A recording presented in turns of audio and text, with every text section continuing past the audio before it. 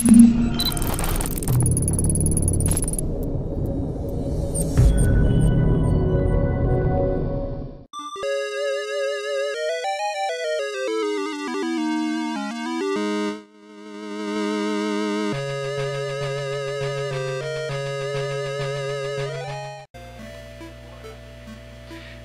this is Soundmaster Matt, and welcome to another episode of Defenders of Oasis.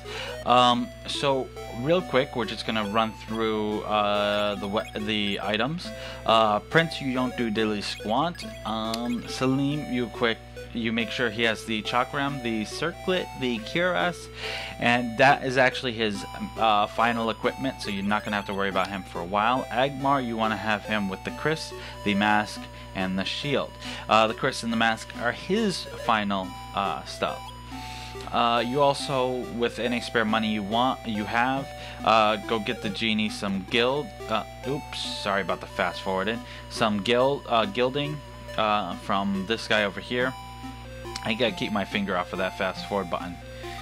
And we're gonna talk to these sheep a couple times, take a quick nap because I saved with not a whole lot of health. Alright, so let's talk around before we leave. He's heard that the hideout is in a cave to the northeast. Well, that's all well and good. Actually, you know what? I'm gonna turn off my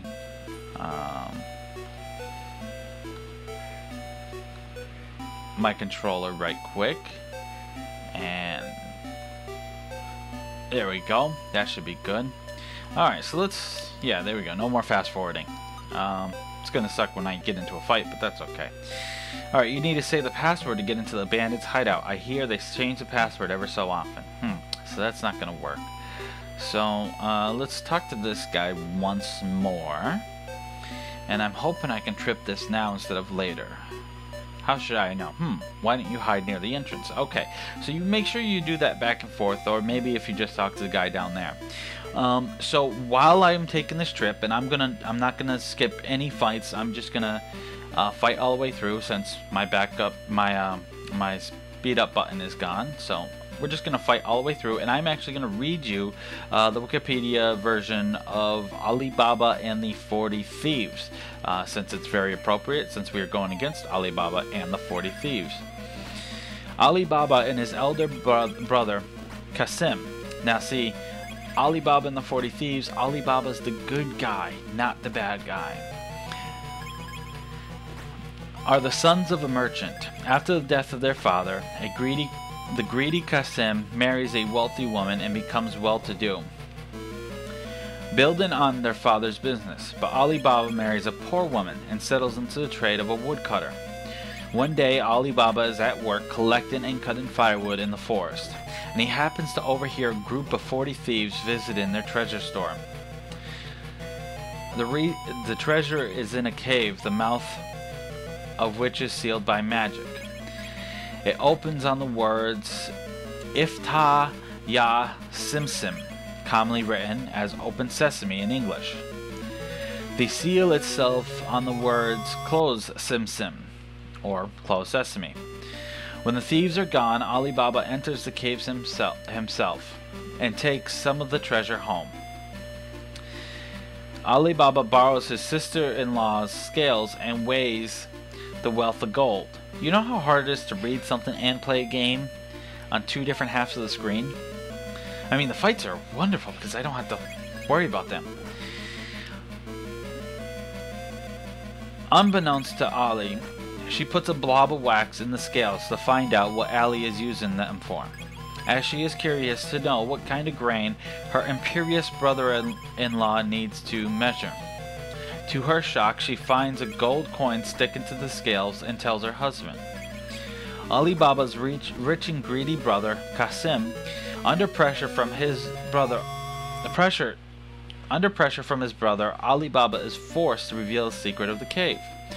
Qasim goes to the cave and enters the magic words, but greed and excitement over the treasure forces... Sorry, I lost my place. Qasim goes to the cave and enters with the magic words, but in his greed and excitement over the treasure, forgets the magic words to get back out again. The thieves find him there and kill him. When his brother does not come back, the thieves find him there and kill him. When his brother does not come back, Ali Baba goes to the cave to look for him and finds the body, quartered and with each place displayed just inside the entrance of the cave to discourage any similar attempts in the future. Ali Baba brings the body home when he entrusts Morgiana, a clever slave girl in Chasim's household, with the task of making others believe that Chasim had died of natural causes. First, Morgiana purchased medicine from an apothecary, telling him that Chasim is gravely ill. Then she finds an old tailor known as Baba Musataf, whom she pays, blindfolds, and leads to Chasim's house. There, overnight, the tailor stitches the pieces of Chasim's body back together so that no one will be suspicious. Ali and his family are able to give Chasim a proper burial without anyone asking awkward questions. Alright. So we're going to take a pause there, and we're going to take care of the hideout, which I found. So we already know the password because we read the story, right? So it's open sesame, so we should be able to get this. The hideout must be here. What should we do? Go ahead and try it. Well, let's try it then. Open sesame. Idiots. If that was the password, anyone could get in. Alright, well, the other guy said that we should hide, so let's hide. They're coming! Haha, that was quick. Watch out for the dragon's teeth. Well, that's a stupid password. Alright, back to the story. The thieves, finding the body gone, realize that yet another person must know their secret, and set out to track them down. One of the thieves goes to town and comes across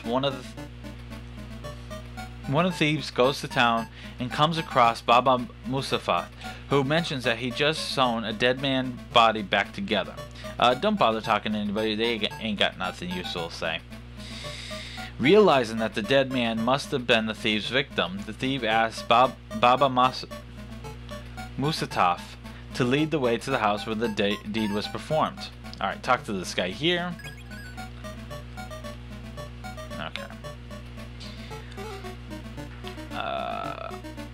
The tailor is blindfolded again, and in this state he was able to retrace his steps and find the house.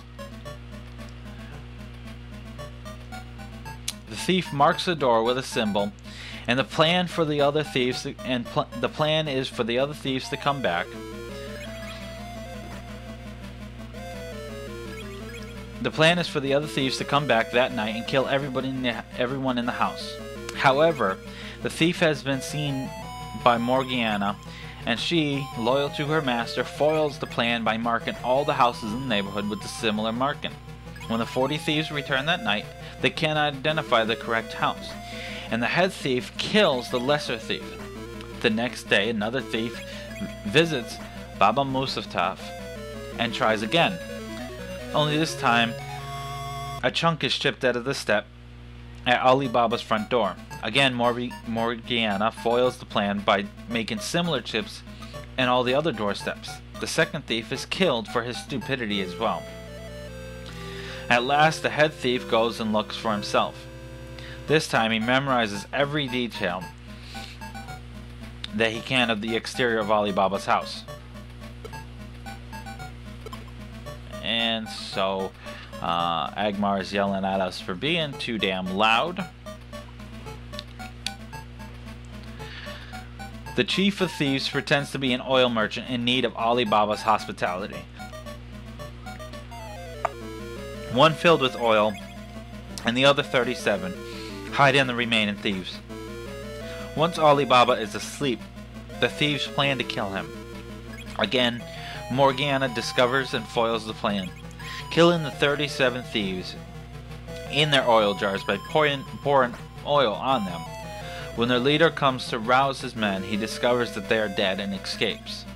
To exact revenge, after some time, the thief establishes himself as a merchant, befriends Ali Baba's son, who is now in charge of the late Qasim's business, and invites to dinner at Ali Baba's house.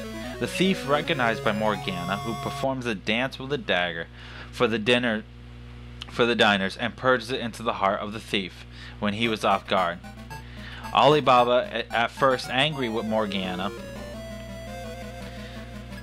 but when he finds out that the thief tried to kill him, he gives Morgana her freedom and marries her to his son. Ali Baba is then left as the only known secret of the treasure in the cave and how to access. Thus the story ends happily for everyone except for the 40 Thieves and Qasim. So now you know the story of Ali Baba and the 40 Thieves, the proper story of Ali Baba and the 40 Thieves, and I can't tell you how difficult it is to read and play a game at the same time.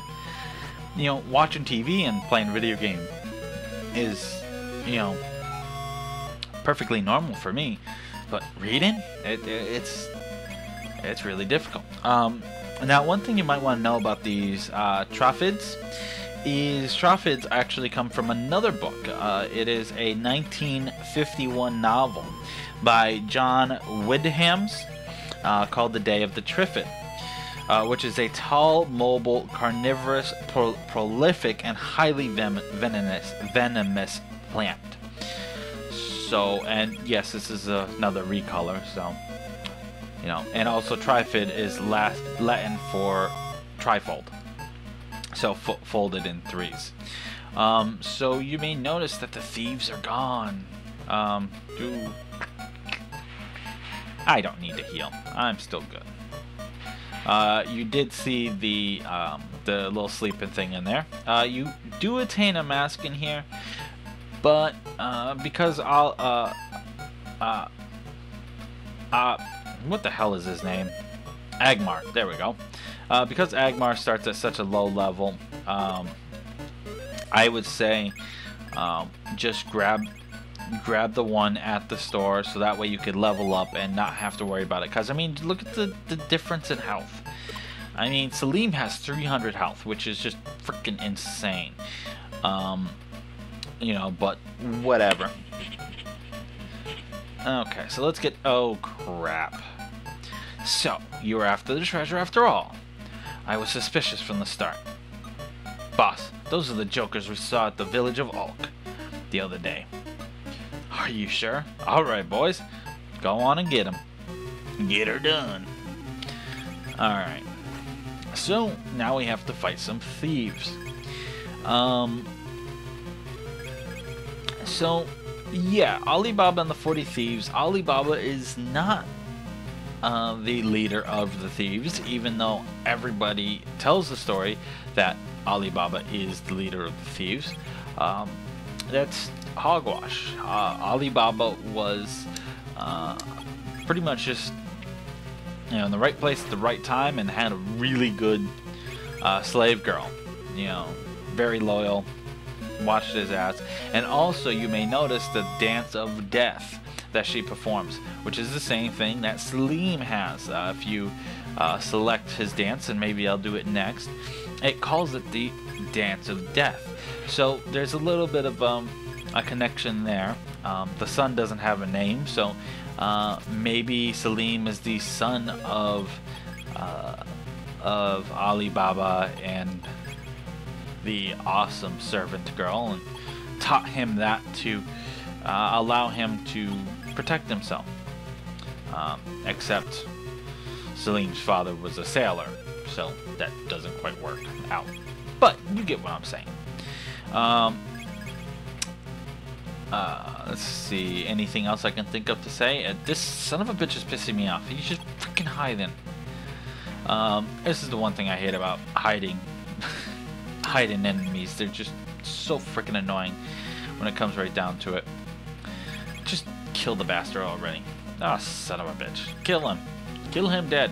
Thank you. That wasn't so bad. It really wasn't. Doesn't mean I can't complain about it. Hey you, now's your chance to surrender. Alright, Alibaba, you fat freak of nature.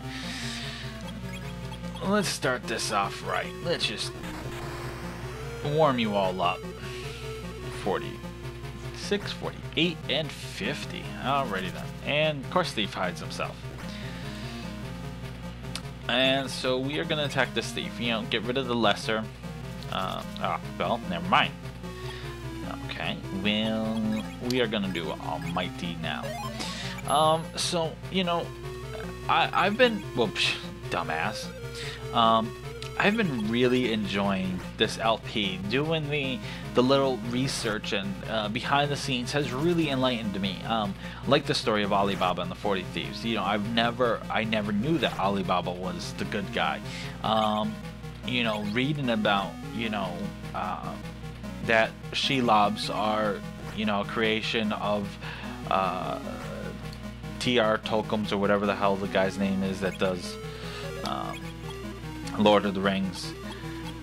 You know, it's really amazing to me, you know, reading this stuff and, you know, learning something new that's absolutely pointless.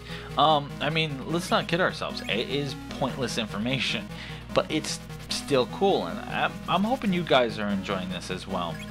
I don't know how many people are actually watching this, but I hope you guys really enjoy this enlightenment that you know, comes from this. So we have nope, there's still one left. Good timing. I really thought I was done, and then he just like pops out the corner and oh shit.